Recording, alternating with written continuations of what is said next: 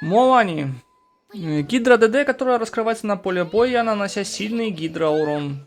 Ее укус акулы не только наносит внушительный урон, но и помечает врагов, увеличивая наносимый им урон с каждой меткой, что делает ее особенно опасной в реакциях вроде пар.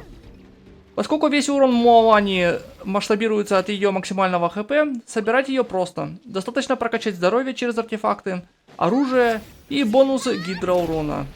А умение скользить по воде с помощью ее навыка делает ее полезной не только в бою, но и в исследовании мира, особенно во время передвижения по воде. Однако у стиля боя Моалани есть свои нюансы. Укус акулы может промахнуться, если враг резко сместится, поэтому для идеального попадания нужна хорошая реакция. К тому же ее пиковый урон сильно завязан на команду с реакциями, и вне гидро-пира команд показатель заметно падает. Игровой стиль у Моалани довольно узкий, а серфинг может оказаться неудобным в тесных пространствах. Тем не менее, для тех, кто любит стильное передвижение, зрелищные удары и милую акулью напарницу, Моалани станет настоящей жемчужиной команды. Основная сила Моалани сосредоточена в ее элементальном навыке.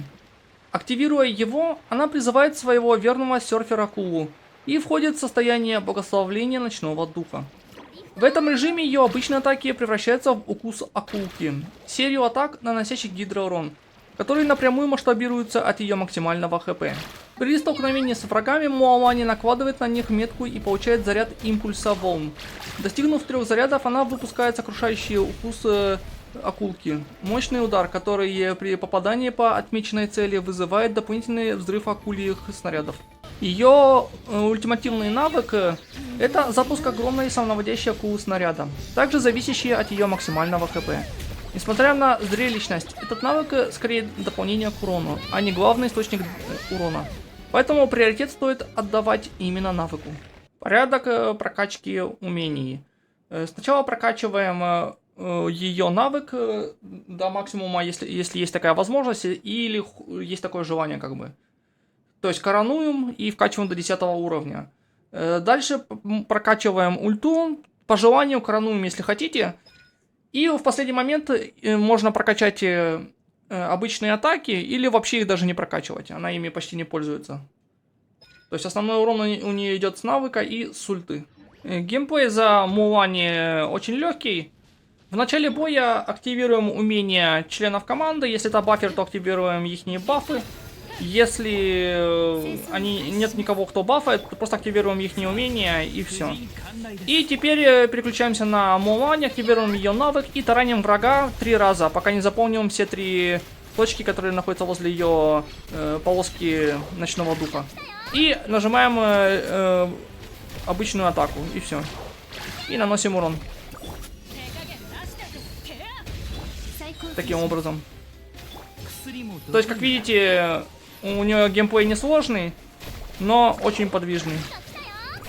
Особенно если есть цели, которые постоянно туда-сюда двигаются.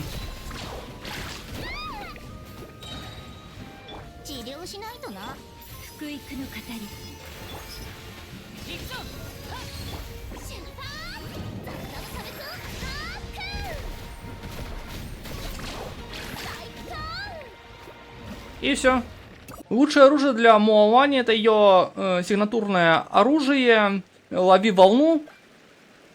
Он дает бонус к ХП, повышает критический урон и усиливает обычные атаки в состоянии навыка с накоплением стаков.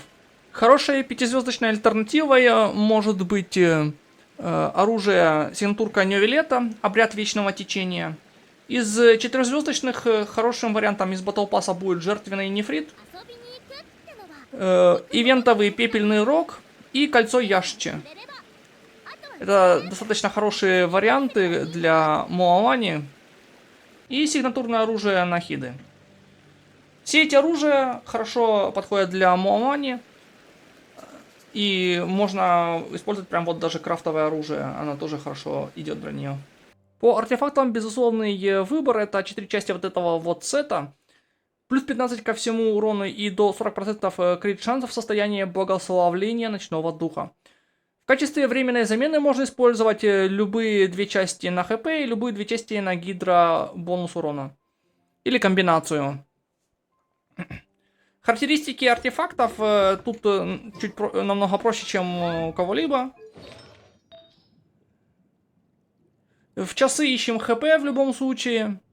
Кубок на бонус гидро урона. И корона у нас крит шанс или крит урон. Тут все зависит от того, чего у вас больше всего не хватает или что больше всего нужно. В вторичных статах ищем крит шанс, крит урон в первую очередь и ХП. И по возможности стараемся найти мастерство стихий. В любом случае будет полезно для Мулани, особенно если будете через пиро-реакцию играть.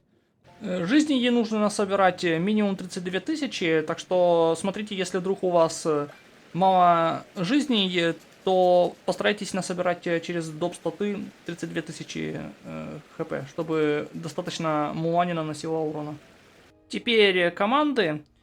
Первый вариант это с двумя гидро-персонажами в команде. Мулани хорошо работает с гидро-резонансом, который увеличивает ее показатели хп, то есть жизней. Главные показатели для урона у Мулани. Она отлично сочетается с поддержкой, которая тоже масштабируется от ХП. Например, Фурины и Кандаки. Однако без сильного пиро-аппликатора, например, Сянлин, ее гидроурон может быть менее эффективным. Поэтому важно правильно выставить ротацию, чтобы пиро был заново применен перед использованием умений Мулани. Другой вариант это игра через пиро-гидро-реакцию, то есть по сути основной ее геймплей. Команда будет состоять из Мулани, естественно. Дальше это у нас Сянлин, она у всех есть. И в идеале это будет Мавуика, естественно. Мавуика. Здесь может быть Сахароза Казуха или Шилонен. И те хорошо работают в команде. В последний слот, если вы, например, вместо Сахарозы или Казухи взяли Шилонен, в последнем слоте может быть Дехья. Или может быть Ваньян, как саппорты для, щитовики, скажем так. Дехи еще хороша тем, что она может быть дополнительным источником пира урона для Мулани, фактически. И, опять же, если вы взяли Сахарозу или Казуху в предыдущий слот, то в последнем слоте можно взять Шилонен, если она у вас есть. Ну, если нет, то можно, опять же, или Дехию, или Ланьян поставить. Мулани лучше всего раскрывается в командах на пиро- и гидро-реакции, так как большая часть ее урона сосредоточена в ее навыке, которые наносят большой гидроурон. В этом плане хорошо сочетается с персонажами, которые эффективно накладывают пиро, например, Сянлин, а также с баферами вроде Фурины, Казуха или Шилонен, чтобы гарантировать срабатывание испарения на каждой атаке.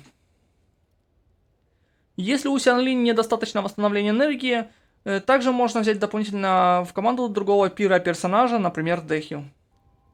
И последний вариант, это тоже через пиро-гидро-реакцию, но с использованием дендра, чтобы можно было активировать реакцию горения и постоянно поддерживать пиро-статус на врагах.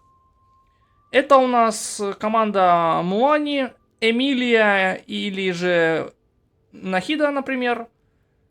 Можно взять Эмилию и в другой слот Нахиду, например. В третий слот вместо Нахида можно взять Сянлин и в последний взять Дехью.